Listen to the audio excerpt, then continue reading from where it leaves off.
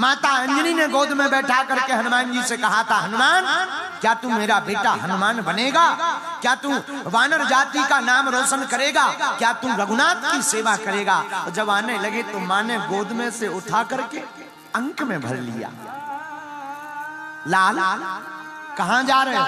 माँ अयोध्या जा रहा है। जाओ, अच्छी जगह जा रहे हैं बेटा, वो रघुनाथ जी है, खूब सेवा करना, ब्रह्म है, चरणों को मत छोड़ना। उन चरणों को देखने के लिए बड़े बड़े अमलात्मा विमलात्मा महात्मा तरसते। आहा, हनुमान जी उन चरणों को पकड़ करके रह गए। अब तो बाल काल में ही हनुमान जी का मिलन हो गया। जहां जहां राम जी जाते हनुमान जी भी वहीं चले जाते।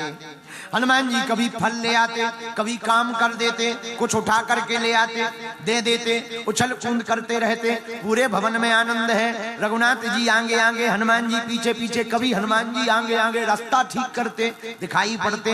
यह लीला देख करके सभी बाल गोपाल राजकुमार बड़े आनंदित हैं। बाल काल में उसके आगे फिर हम बढ़ेंगे। भगवान जी ने एक दिन पतंग उड़ाई, जो बाबा ने आज्ञा दी कथा की। जब पतंग उड़ाई राम जी ने, तो पतंग बहुत ऊंचे इंद्रलोक तक पहुंच गई।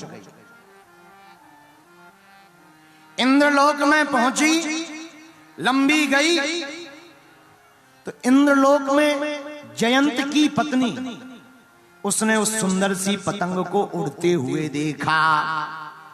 देख करके बड़ी आनंदित हो गई, उसने पकड़ लिया। इधर जब पतंग बहुत देर तक नहीं लौटी तो राम जी ने हनुमान जी से कहा, हनुमान जी जरा पतंग को देख कर आओ कहां गई है। और पतंग को लेने के लिए जब हनुमान जी इंद्रलोक गए तो उन्होंने क्या देखा? एक स्त्री उस पतंग को अपने हाथ में पकड़े हुए है। हनुमान जी ने कहा, ये पतंग हमें दो। वो स्त्री बोली, हम नहीं देंगे। ये पतंग है किसकी? हनुमान जी ने कहा, दशरथ नंदन प्रभु श्री राम की पतंग है।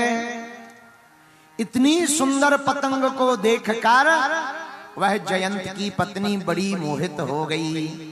कहने लगी, हनुमान जी महाराज, ये जिनकी पतंग है क्या उनके हमें दर्शन होंगे कभी? हनुमान जी बोले, होंगे,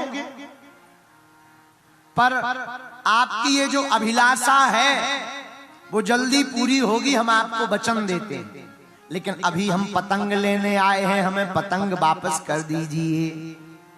जयंत की पत्नी ने वह पतंग वापस कर दी और हनुमान जी वह पतंग लेकर के वापस राम जी के पास आए।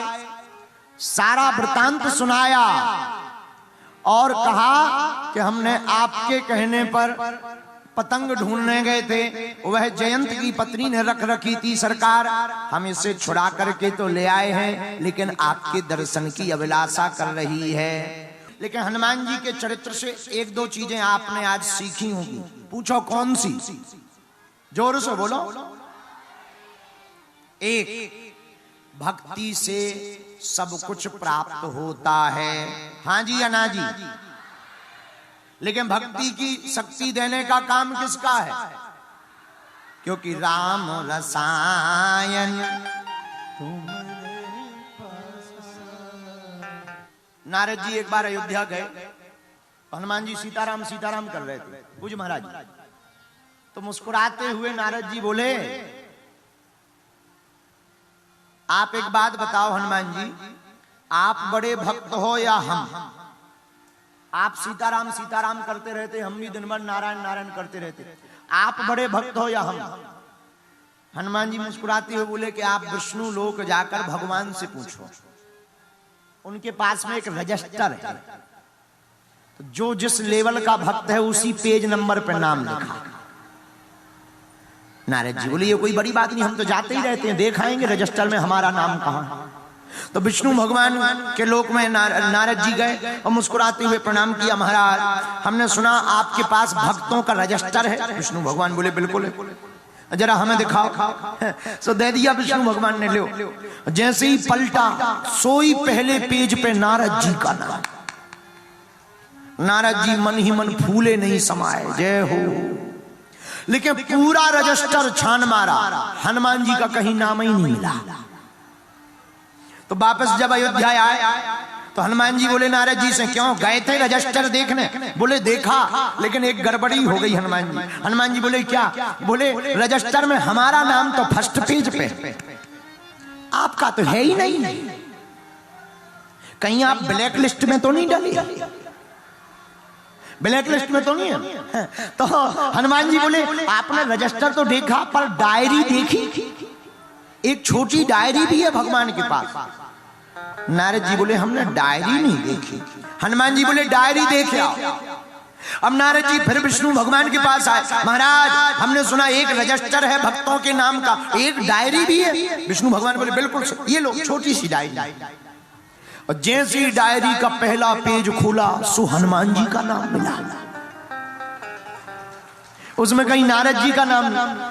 तो नारद जी विस्मय में पड़ गए और चकित होकर के बोले सरकार, रजिस्टर में हमारा पहले नाम है, डायरी में हनुमान जी का पहले नाम है, हमें मामला समझ में नहीं आया। विष्णु भगवान मुस्कुराते हुए बोले नारद जी, जो हमारा सबसे प्रिय ज्यादा भजन करता है, सबसे बड़ा भक्त है, उसका नाम हम रजिस्टर में लिखते हैं, लेकिन हम जिनका भजन करते हैं उनका नाम हम डायरी में लिखते हैं। तो आपका नाम तो रजिस्टर में है और हनुमान जी का नाम तो डायरी में है। सब लोग भगवान का भजन करते, भगवान हनुमान जी का भजन करते। रामस्य हृदयम शिवः, शिवस्य हृदयम रामः। राम जी के हृदय में शंकर जी हैं, शंकर जी के हृदय में राम जी हैं। इसलिए ऐसे हनुमान जी के चरणों को छोड़कर कहीं और जाने की आवश्यकता नहीं है। बोलो सीताराम। तो हनुमान जी महाराज राम रसायन तुम्हारे सदा रहो। तो हनुमान जी के पास राम रसायन है। जीवन में बहुत रिश्ते होना जरूरी नहीं है, जितने रिश्ते हैं उनमें जीवन बहुत जरूरी है।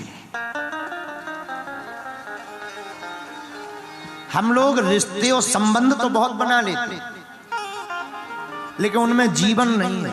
कितने ऐसे परिवार यहाँ बैठे के जो मताई बाप एक ही घर में रहते, बेटा और पिता, पर सालों बोलते नहीं। बहू और सासू माँ एक ही घर में रहती, बरसों नहीं बोलती। राम कथा एकता का प्रतीक है, हनुमान कथा एकता का प्रतीक है। राम जी को लंका जाना था, पुल का बहाना बनाना था, क्योंकि पुल में पत्थरों को तैराना था, पत्थरों पर अपने नाम की महिमा को बताना था। पर यह बात नहीं है कि राम को अपने नाम की महिमा को बताना था इसलिए पुल बनाना था। बात तो ये है कि राम जी ने पूरी दुनिया को सूत्र दिया कि जब एक एक पत्थर जुड़ते हैं तो पुल बन जाता है, जब एक एक दिल जुड़ने लगे तो हिंदू राष्ट्र बनने से कौन रोक सकता है? कौन रोक सकता है? तो पत्थर का पुल बनाना बहाना है, पत्थर का पुल एकता का प्रतीक है।